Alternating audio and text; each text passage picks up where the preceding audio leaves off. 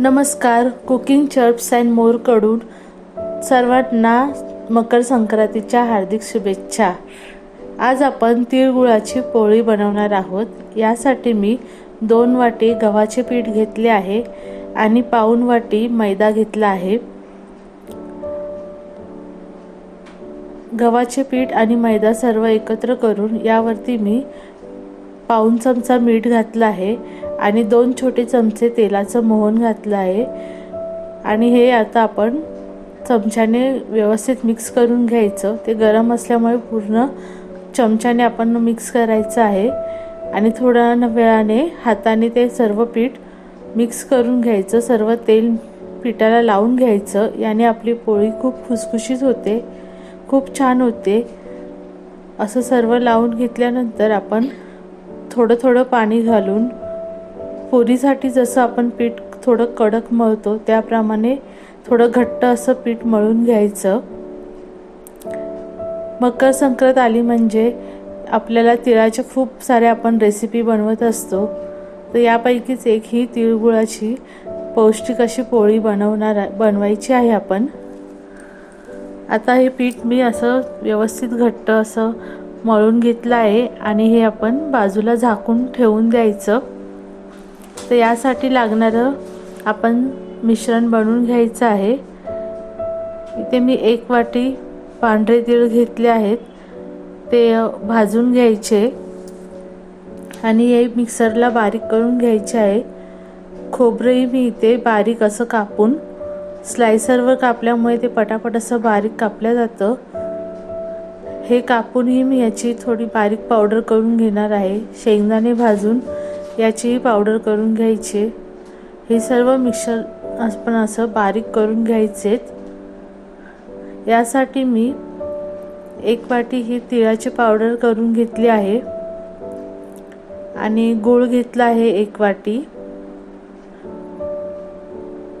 आणि पाऊण वाटी शेंगदाणे बारीक करून घेतले आहेत एकदम। खोबरं घेतलं आहे पाऊण वाटी सुकं खोबरं। हे मिश्रण तुम्ही तुमच्या आवडीप्रमाणे कमी जास्त घेऊ शकता। तर हे सर्व मी पुन्हा मिक्सरमध्ये घालून गूळ वगैरे सर्व घालून एकत्र फिरून घेणार आहे। परत यामध्ये मी पाऊण चमचा वेलची पावडर ही घातली आहे। हे सर्व मिक्सरला लावून झाल्यानंतर यामध्ये मी 2 छोटे चमचे तेल घातलं आहे। तेल किंवा तूप घालू शकता, पण थंडीचे दिवस असल्यामुळे मी तेल घातलं आहे।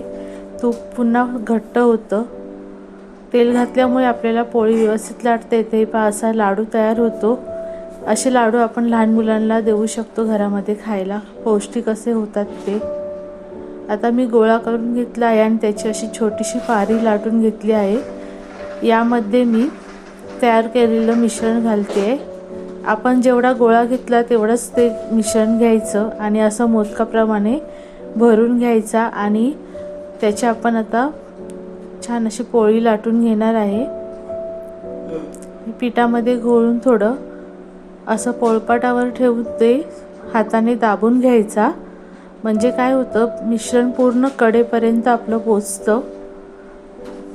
पोळी अगदी एकदम छान कडेपर्यंत भरलेली असते आणि आपलं जसं पीठ आणि पुरण जे असेल किंवा हे जे आपण तिळगुळाचं मिश्रण केलं आहे, जसं ते मिश्रण असेल त्याप्रमाणे पीठ मळून घ्यायचं, म्हणजे काय होतं पोळी अजिबात तुटत नाही, कुठे फाटत नाही, व्यवस्थित कशीही लाटता येते। पहा अशी मस्त छान लाटून घ्यायची आणि दोन्ही बाजूनी लाटायची, म्हणजे ती छान व्यवस्थित फुगल्या जाते।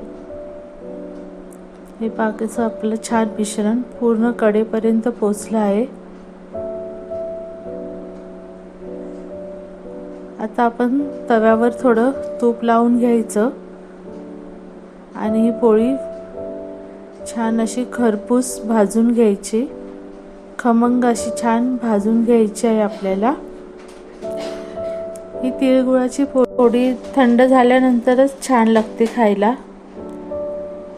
पुरणपोळी कशी गरम गरम खूप छान आपल्याला खायला लागते, तसं ही थंड झाल्यानंतर छान लागते। यामुळे तुम्ही या करून ठेवू शकता आणि ही पोळी 2 ते 3 दिवस अगदी व्यवस्थित राहते।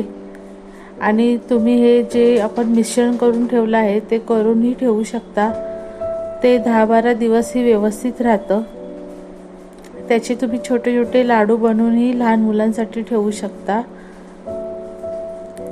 आता मी हे वेगळ्या प्रकारे करते आहे। अशी हातावर पारी बनवून घेतली आहे आणि यामध्ये आपण जेवढं पीठ घेतलं आहे, पिठाचा गोळा जेवढा घेतला आहे तेवढंच मिश्रण घेऊन मी अशी ही पारी पूर्ण जॉईंट करून घेते आणि याची पण मी तुम्हाला लाटून दाखवते पोळी। असं दाबून घ्यायचं व्यवस्थित आणि पुन्हा आपण पिठामध्ये घोळून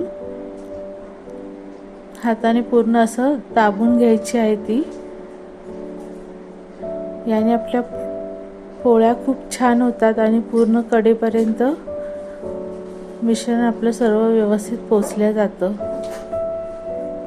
तर तुम्ही या मकर संक्रांतीला अगदी झटपट होणाऱ्या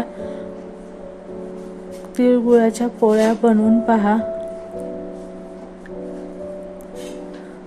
खूप छान होतात या। हे पहा कसं मिश्रण आपलं व्यवस्थित सर्व ठिकाणी पोहोचलं आहे, पूर्ण किनारीपर्यंत। अशा प्रकारे मी सर्व पोळ्या बनवून घेतल्या आहेत। एवढ्या मिश्रणामध्ये म्हणजे जेवढं मी साहित्य घेतले आहे एवढ्या साहित्यामध्ये माझ्या 10 पोळ्या बनवून तयार झालेत। मीडियम आकारामध्ये आहेत त्या। तुम्हाला जर माझी रेसिपी आवडत असेल तर प्लीज माझ्या चॅनलला सबस्क्राईब करा आणि व्हिडिओला लाईक आणि शेअरही करा। माझे व्हिडिओ तुम्हाला कसे वाटले आहे प्लीज मला कमेंटमध्ये सांगा। आणि व्हिडिओ पूर्ण पाहिल्याबद्दल धन्यवाद। पुन्हा तुम्हा सर्वांना मकर संक्रांतीच्या खूप साऱ्या शुभेच्छा।